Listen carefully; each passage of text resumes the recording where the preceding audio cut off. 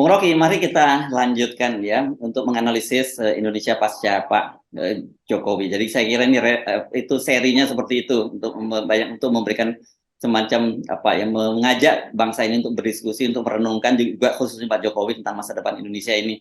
Kan ini saya kira dipicu dua pernyataan Pak Luhut ini yang dalam sepekan ini kelihatannya lagi uring-uringan dan menggunakan kosakata yang ya sebenarnya ini biasa Pak Luhut, tapi kemudian ketika ditujukan kepada negara lain, apalagi negara tetangga ini kan rasanya ini betul-betul mungkin sudah diubun-ubun gitu ya, kemarahan Pak Luhut yang mengecam bahwa Singapura itu negara brengsek. Jangan lupa Pak Luhut ini kan pernah jadi duta besar di Singapura gitu ya, karena kenapa sih kok brengsek? Oh dia maunya cuman kita diminta mengekspor listrik bersih gitu Pak Luhut menyebutnya gitu. Nah bahkan sekarang ini disebut Amerika itu cuma ngomong doang gitu karena nggak ada investasi masuk dan Indonesia, dan lebih parah lagi sekarang Amerika menghukum Indonesia kan berkaitan dengan soal nikel. Nah ini saya kira ini sebenarnya apa ya, rasa saya kalau nggak mau sebut frustrasi, tapi ini saya kira mungkin bentuk dari Pak Luhut frustrasi melihat sudah investasi yang ada nggak yang janji mau masuk nggak masuk termasuk Tesla. Tiba-tiba ada 5 proyek andalan Pak Jokowi apa yang disebut sebagai proyek nanti green energy dan sebagainya malah kabur. Yang ini sudah bukan MOU atau LOI lagi loh Bung Rocky. Ini sudah mereka udah masuk ke Indonesia tapi kemudian cabut gitu. Iya, saya pikir bahwa ada konsolidasi kapital dunia yang kan biasanya ada klub apa namanya, semacam klub yang nongkrong di Singapura untuk memantau Indonesia itu. Nah, klub itu pasti adalah investor-investor asing yang tiap hari melihat lalu lintas uang di Indonesia, sekaligus lalu lintas isu-isu korupsi itu. Jadi mereka ambil kesimpulan bahwa Indonesia nggak layak untuk investasi karena berbahaya itu. Apalagi soal Pak Jokowi yang terus mengincar 2-3 orang untuk dia kendalikan, dan investor merasa kalau begitu kita akan dikendalikan oleh orang yang dikendalikan Pak Jokowi dong. Kan mereka mau investasi dengan maksud deal baru dengan presiden yang akan datang tuh, entah Prabowo, entah Ganjar atau Anies segala macam.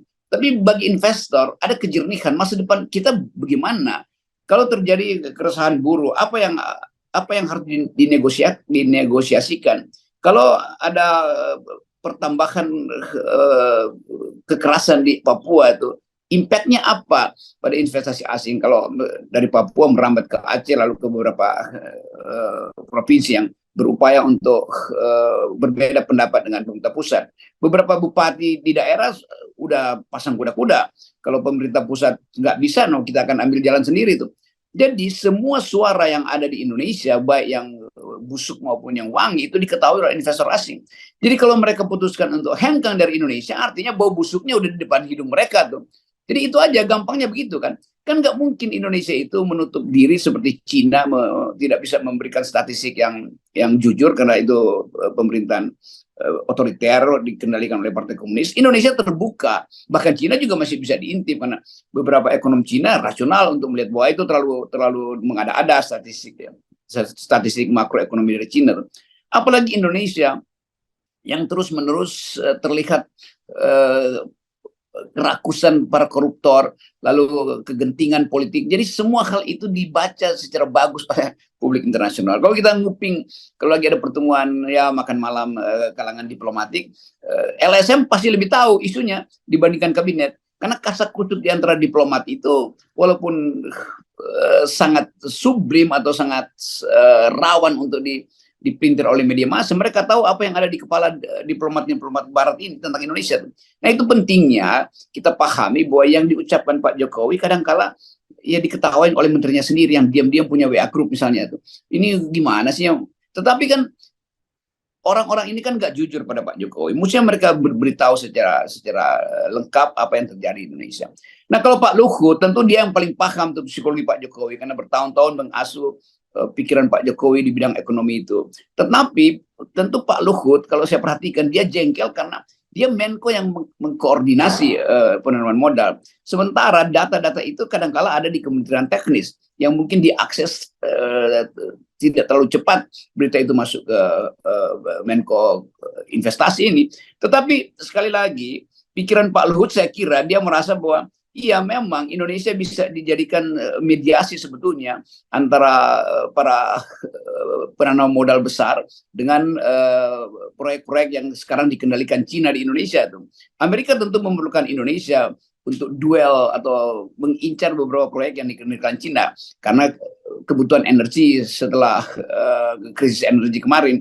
Tetapi itu nggak mungkin diucapkan sebagai hal kebijakan negara kan.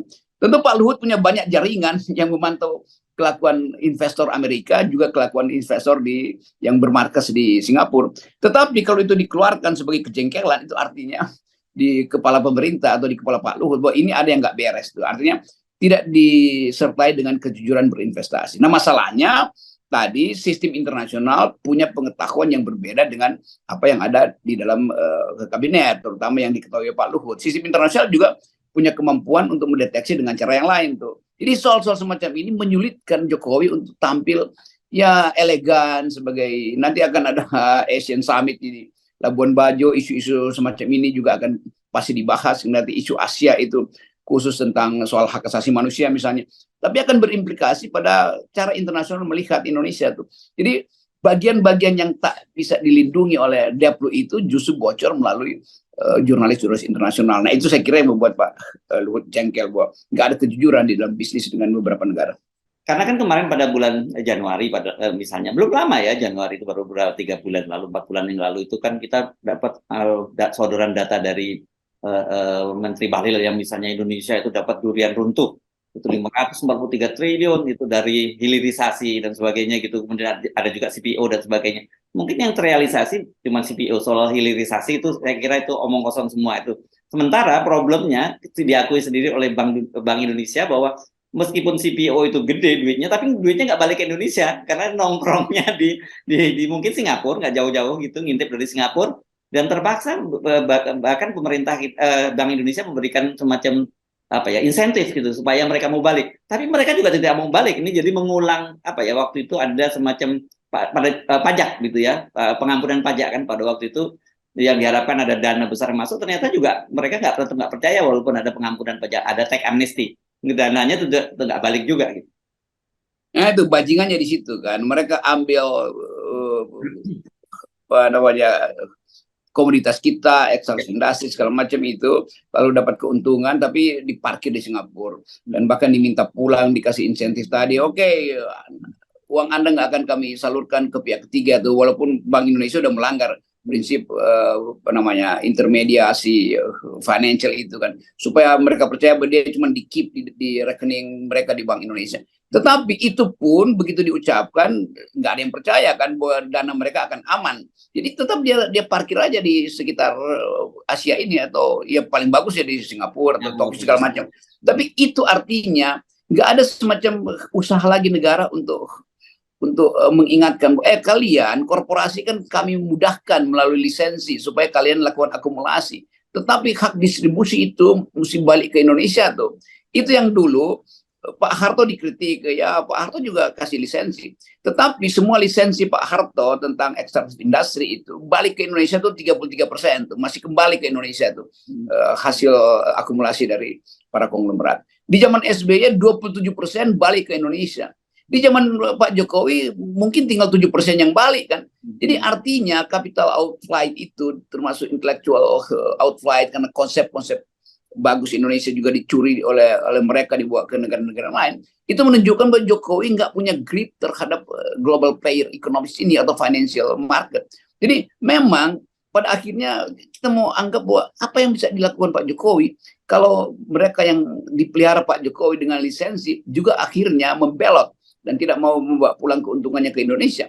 Jadi terjadi dua hal. Satu, modal diparkir di luar negeri, itu artinya nggak ada kehidupan ekonomi real di Indonesia. Yang kedua, Jokowi nggak punya alat untuk memanggil dia pulang di luar alat yang tadi, yaitu jaminan supaya ditaruh di rekening Bank Indonesia. Kalau alat politik dia nggak punya lagi. Itu kenapa? Karena dia udah nggak dipercaya sebagai mampu untuk mengendalikan masa depan. Jadi semakin masyarakat ekonomi atau financial market melihat Jokowi nggak punya grip terhadap politik masa depan, semakin mereka menghindar dari Indonesia kan. Itu kan dua hal yang simbiosis mutualistis. Jadi kemacetan politik menyebabkan ekonomi nggak akan bertumbuh. Kemacetan pertumbuhan ekonomi akan menyebabkan politik menjadi makin liar kan. Jadi dua hal itu yang sebetulnya bisa diuraikan dengan Pak Jokowi dalam satu pidato kok. Tetapi dia nggak punya kapasitas itu. Maka itu dari awal kita selalu bantu Pak Jokowi, Anda berbahaya tuh. Karena ambisi Anda akan dibatalkan oleh realitas. Dan kesimpulan kita saya kira nantinya itu siapapun ya presidennya yang akan dipilih, yang akan terpilih itu berat sekali ya Bung Rocky. Misalnya satu jelas IKN, itu udah pasti nggak mungkin mereka lanjutkan lagi karena itu akan jadi beban buat negara, anggaran negara pasti akan berat, akan tertekan. Karena kalau tadinya kan cuma 20% APBN yang akan digelontorkan untuk di IKN. Terus sekarang tapi dengan tidak masuknya investor, ya mau nggak mau itu akan semua APBN. Kemudian soal ibu kota, soal kereta api cepat, kita tahu misalnya nggak usah jauh-jauh kita ke Malaysia. Ketika Pak Mahathir dulu terpilih jadi perdana menteri juga mau membatalkan perjanjian dengan Cina itu karena akan membuat miskin rakyat Malaysia. Tapi ternyata Pak Mahathir juga nggak bisa melakukan itu karena dia ada denda, ada klausul denda. Dan saya kira pasti ada juga itu pada kereta api cepat Cina Jakarta Bandung itu. Terus apalagi ya banyak sekali hal-hal yang kita yang dua itu saja dulu deh kita lihat. Itu kan jelas belum utang. Saya kira utang yang sangat besar dan nanti ketika utang-utang itu sudah jatuh tempo dengan sekarang cicilannya sudah sangat besar sekali, itu semua akan sangat berat. Jadi yang terjadi Pak Jokowi itu bukan mewariskan suatu legacy yang bisa dibanggakan, tapi justru mewariskan legacy berupa utang dan beban negara yang sangat berat. Itu pameran Pak Jokowi, wah, dia berhasil dari awal ekonomi meroket kan, dari awal kita tahu itu semacam imajinasi atau delusi aja kan, bahwa soal Freeport misalnya kita akan ambil alih Freeport, iya, tapi kita tahu ada perjanjian Betul Freeport ya. yang membuat Freeport masih, ya lu bikin aja perjanjian, tapi kita masih pegang satu pasal bahwa kita bisa dengan secara unilateral menuntut perpanjangan dan itu bisa kita bawa ke Mahkamah Bisnis Internasional, jadi kasus besar tuh. Jadi sebetulnya Pak Jokowi ya pamer doang gitu. Kami udah kuasai Freeport, dari mana kuasa itu? Kuasai secara apa? Di headline, coba baca perjanjian mikronya apa sebetulnya yang ada di situ. Kami bisa pastikan IKN investor masuk. IKN itu nggak masuk kalau tanahnya aja nggak jelas punya siapa tanah di situ kan. Bagaimana dia mau masuk itu kan? Jadi kepastian property right, kepastian apa namanya PAC atau Pakta Sunt Servanda di dalam perdata internasional itu Pak Jokowi nggak paham. Jadi dia ditipu oleh mereka yang sekedar ingin promosikan Jokowi mampu membuat legasi dengan IKN atau Freeport segala macam itu kereta cepat. Jadi nggak mungkin presiden siapapun yang terpilih menganggap bahwa oke, kita akan teruskan itu. Berarti dia cuma meneruskan kegagalan Jokowi kan artinya kan. Kan APBN bolong 100 hari pertama presiden, kalau dia bilang kami akan teruskan IKN, bolong langsung ke APBN karena pasti 40 atau separuh dari APBN mesti teruskan IKN. Lalu kereta cepat itu pasti akan ada janji juga di situ kan, itu juga omong kosong gitu kan. Jadi sebetulnya ini kita mulai KPU misalnya menyusun jadwal, bukan jadwal kampanye presiden, tapi jadwal tema yang sebetulnya omong kosong. Jadi siapkan aja semacam komputer, begitu kata IKN dimunculkan langsung ada fakta yang dicek bahwa ini bohong. Jadi hal-hal semacam itu kan dipersiapkan. Walaupun KPU nggak persiapkan itu, netizen akan masuk di situ. Netizen dengan cepat bahwa ini bohong. Jadi semua kebohongan itu akan jadi bahan kampanye. Nah bagi publik internasional melihat bahwa Indonesia kampanye presidennya isinya bohong-bohongan gitu. Jadi makin lama Jokowi dianggap sebagai orang yang mempelopori atau mensponsori, mengendorse politik yang bohong-bohongan. Oke, tadi Anda menyinggung Freeport, saya juga jadi terheran-herankan beberapa waktu yang lalu ada glorifikasi bahwa nasionalisme kita berhasil menegakkan kedaulatan kita di Freeport dengan mengambil alih 51% saham. Nah belakangan kalau mulai ribut-ribut lagi ingin menambah 10% saham, 51% saham itu kan udah saham mayoritas. Apa dasarnya kemudian menambah 10% saham, dan belakangan Pak Erick Thohir juga bilang itu baru bisa menambah saham 10% nanti setelah tahun 2041. Memang 2041 presidennya pun pasti bukan Ganjar lagi atau bukan Pak Prabowo lagi, bahkan juga bukan Anies lagi gitu ya. Ya kita tahu semua klausul perjanjian internasional ada yang disembunyikan dan itu bisnis intelijen begitu. Freeport udah puluhan tahun ada di situ. Dia tahu mana pasal yang menguntungkan dia tuh. Dan investor asing juga mengerti bahwa tidak semua hal yang diucapkan Presiden Jokowi tentang Freeport itu benar itu. walaupun dibela habis-habisan. Karena nggak mungkin bisnis intelijen itu dibocorkan. Freeport akan bocorkan itu kalau dia digugat oleh pemerintah Indonesia. Indonesia nggak berani gugat itu kan, karena Freeport tetap pegang poin penting buat dia itu monopolistis di situ sebetulnya tuh. Dan itu perjanjian, mungkin perjanjian sepanjang abad itu. Kekacauan itu yang mesti dideal secara politik, bukan dengan gagah-gagahan. Kami nasionalis, ada nasionalisme apa dalam bisnis itu? Nggak mengenal nasionalis. Yang ada adalah papers, pasal per pasal yang mesti diteliti itu. Jadi bagian itu. Demikian juga IKN akhirnya terbongkar bahwa ya nggak ada investor yang, kan dulu dianggap IKN akan ada namanya insentif, bahkan pembebasan pajak 99 tahun. Iya, kalau status bahkan status adat dari lokasi ikan itu masih dipermasalahkan oleh beberapa tokoh adat yang tadinya menguasai wilayah itu sebagai turunan tanah-tanah kerajaan kan. Jadi bagian-bagian ini yang benar-benar buruk. Itu pentingnya dulu AMDAL duluan Pak Jokowi, baru keputusan politik mindahan ibu kota. Ini keputusan politik udah dibuat, AMDALnya nggak dibuat. Kan itu ngaconya di situ kan. Jadi banyak sebetulnya paradoks yang dengan mudah kita tahu bahwa Jokowi memang nggak paham urut-urutan berpikir tentang investasi.